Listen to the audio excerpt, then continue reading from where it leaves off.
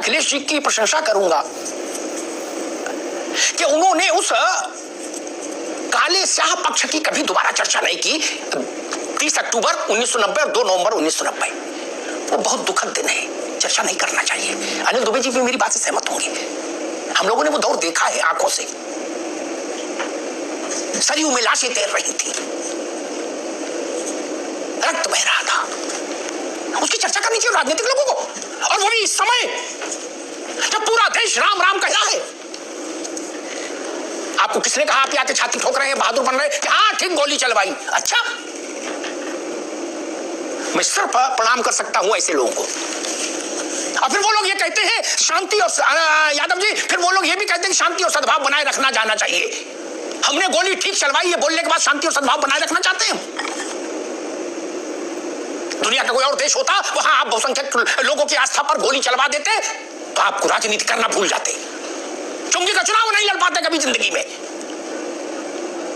या तो देश ने रक्षा मंत्री बनाया, मुख्यमंत्री बनाया, फिर भी ये बात चुभने वाली है, ये चुनौती देने वाली है, ये लांछित और अपमानित करती है भारत की बहुसंख्यक आबादी को। जो आप ताल ठोक कर कहते हो कि हमने गोली ठीक चलवाई। आप क्या बनना चाहते हो? किम जोंग बनना चाहते हो? अयोध्या में गोली भारत माता के मस्तक पर लगा काला टीका था। तो सोच सकता है अयोध्या में गोली चले राम भक्तों पर? बार बार बात आ रही है। यहां तो चलो भाजपा है, मैं कांग्रेस के मित्रों से कहूंगा विवेक से रहिए, ये चुनाव आखिरी नहीं है। अभी खड़गे जी नेतृत्व कर रहे हैं, एक दौर आएगा अनिल यादव की पीढ़ी कांग्रेस का नेतृत्व करेगी। लेकिन इस बात को ध्यान में रखिए, ऐसी लकीरें मत खींचिए जो भारत के मन को बोझिल लगे। सोमनाथ में जब प्राण प्रतिष्ठा हुई, तारिक खान सपा को छोड़ो, आप तो किसी प्राण प्रतिष्ठा से नहीं जुड़े, आप मुस्लिम धर्म के व्यक्ति हैं। उस समय सोमनाथ में कोई जनसंघी नहीं था कमेटी में, जनसंघ वालों को भूमिका भी नहीं थी। क्या कोई चंपत राय भी नहीं था सोमनाथ में? पहला न्योता लिखित में किसके पास आया? आप जयराम पूछते हैं कि न्योता क्यों दिया जा रहा है, नहीं खेड़ा पूछ रहे थे। अनिल यादव उनको बताना, सोमनाथ का भी छपा हुआ न्योता आप बना था क्या? और वहां के राज प्रमुख जिनको दर्जा दिया गया था वो लेके न्योता आए थे किनके पास? पंडित जवाहरलाल नेहरू के पास। नेहरू जी ने उसको रिजेक्ट कर दिया था। तब तो जनसंघी नहीं थे, क्यों रिजेक्ट कर दिया था? और रिजेक्ट ही नहीं किया, राजेंद्र बाबू को भी खरी खोटी सुनाई, बोले तुम क्यों जा रहे हो? आकाशवाणी से कहा सोमनाथ की प्राण प्रतिष्ठा का पुनरुद्धार के कार्यक्रम की खबर बहुत कम चलाना। जवाहरलाल जी ने रिटन में कहा, कहानी में नहीं कहा, ऑर्डर किया फाइल पर, उनके दस्तखत के साथ मौजूद है। आज आपको तकलीफ हो रही है, आप सवाल खड़ा कर रहे हो और कह रहे हो हम हिंदू धर्म के चैंपियन हैं। सोमनाथ से आपकी क्या समस्या थी? सोमनाथ से क्या समस्या थी? वहां तो मस्जिद का भी लफड़ा नहीं था, क्या समस्या थी? गजनी से रिश्तेदारी है क्या? इल्ली खिलजी से रिश्तेदारी है क्या? क्यों, क्या समस्या थी? पंडित जी ने क्यों आक्षेप किया? ये तरीका ठीक नहीं। और मैं एक बात कहूंगा, मेरी बात से मेरे ख्याल से सब लोग दिल से सहमत होंगे। यहां तो अलग अलग भूमिका है, सबकी पार्टियां हैं, लेकिन अनिल दुबे जैसे लोगों से मैं जरूर उम्मीद करूंगा जिन्होंने लोक जीवन देखा है, वो किसी पार्टी में हो। जहां राम वहां सब मुहूर्त। राम खुद मुहूर्त है, राम के लिए कोई मुहूर्त निकालेगा?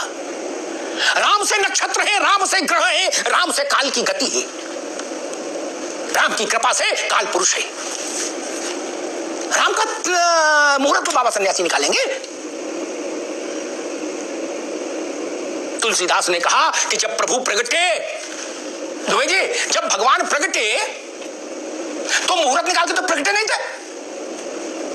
समझिएगा मेरी बात, बड़ी गंभीर बात कह रहा हूं। मुहूर्त निकाल के तो प्रगटे नहीं थे। भाई प्रकट कृपाला दीन दयाला। तुलसीदास जी ने क्या लिखा है? तारिक खान साहब आप भी समझिए, हिंदू मुस्लिम का बड़ा अच्छी जानकारी है। तुलसीदास ने लिखा कि तिथि वार पल क्षण मुहूर्त सगुन सब अच्छे हो गए जैसे ही प्रभु प्रगटे जन्मे। क्या? जिसके मां की गर्भ से बाहर आते ही सब कुछ सर्वोत्तम हो गया, ग्रह नक्षत्र मंडल। हम कह रहे कि जी स्वरूपानंद जी की बात क्यों नहीं सुनी जी, अभी मुक्तेश्वरानंद जी की बात क्यों नहीं सुनी, और फिर हमारी क्यों नहीं सुनी? केवल रामलला की सुनेगा देश। कहा जा रहा चुनाव आगे टाल दो। भारत के लिए चुनाव उतना महत्वपूर्ण विषय नहीं, रामलला के लिए प्रतीक्षा संभव नहीं। 500 वर्ष प्रतीक्षा कर ली इस देश ने, छोटी बात है क्या? आप लोग हमेशा, मैं अनिल यादव मेरे छोटे भाई हैं, मैं उनसे कहूंगा आपकी बात में वजन नहीं आता कांग्रेस की बात में, आपकी नहीं कांग्रेस की। आपकी पार्टी का नेता जो मंत्री रहा लगातार, सोनिया जी के परिवार का कोटरी का मेंबर रहा कपिल सिब्बल, उस आदमी ने जाके गोगोई की अदालत में क्या कहा जाके सुप्रीम कोर्ट में कि 19 तक रोक दो। आपकी मंशा हमेशा रही कि राम जन्मभूमि का विषय रुकता रहे, अटकता रहे, लटकता रहे, भटकता रहे, मंदिर न बन पाए। क्यों रही अपेक्षा आपकी? क्यों रही? इस देश में चुनाव हमेशा होते रहेंगे।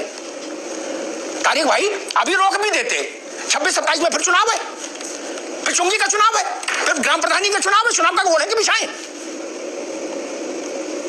प्रभु का प्राकट्य चुनाव से प्रभावित होगा क्या? आप भी चाहते हो कि चुनाव आयोग से पूछ के मुहूर्त निकलेगा क्या? नहीं ना। राम के लिए इस देश ने जितना इंतजार किया है मित्र, दुनिया में कोई ऐसा उदाहरण हो तो बता दीजिए। और मैं बड़ी बात नहीं कहता, जो लोग अयोध्या गए हैं दुबे जी, जिन्होंने उस जिग जैग सिक्योरिटी से पार करके रामलला को तंबू में दर्शन किया है, धूल भरे उसमें वातावरण में, उनकी आंख से आंसू जरूर टपका है। मेरी आंख से टपका जब भी मैं गया।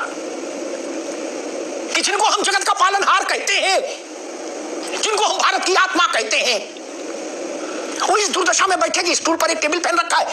दुबे जी, अशोक पाणी जी, रामलला के तंबू में अनिल यादव जी स्टूल पर एक टेबल फैन रखा था जो खड़खड़ करके चलता था।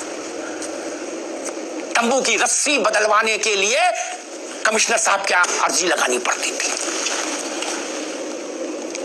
भोग और प्रसाद भी सरकार तय करती थी कितना लगेगा। तारिक खान, किसी और धर्म के साथ ऐसा हो सकता है क्या? नहीं ना। इसलिए अब राम के लिए प्रतीक्षा नहीं होनी चाहिए थी। भारत की सहिष्णुता, भारत की महानता, भारत की उदात्तता इसी से पता लगती है कि उसने अपने प्राण तत्व की प्रतीक्षा के लिए 500 वर्ष प्रतीक्षा की और अंततः भारत के सबसे बड़े अदालत के निर्णय के बाद ही मंदिर का रास्ता प्रशस्त किया। और ये हरकत कौन कर रहा है? अनिल यादव जी, आपकी पार्टी तो गठबंधन की मुखिया है। ये किसने फेक खबर चलाई, फर्जी बात कही? बड़ा नेता है आपकी गठबंधन का कि 3-4 किलोमीटर दूर मंदिर बन रहा है।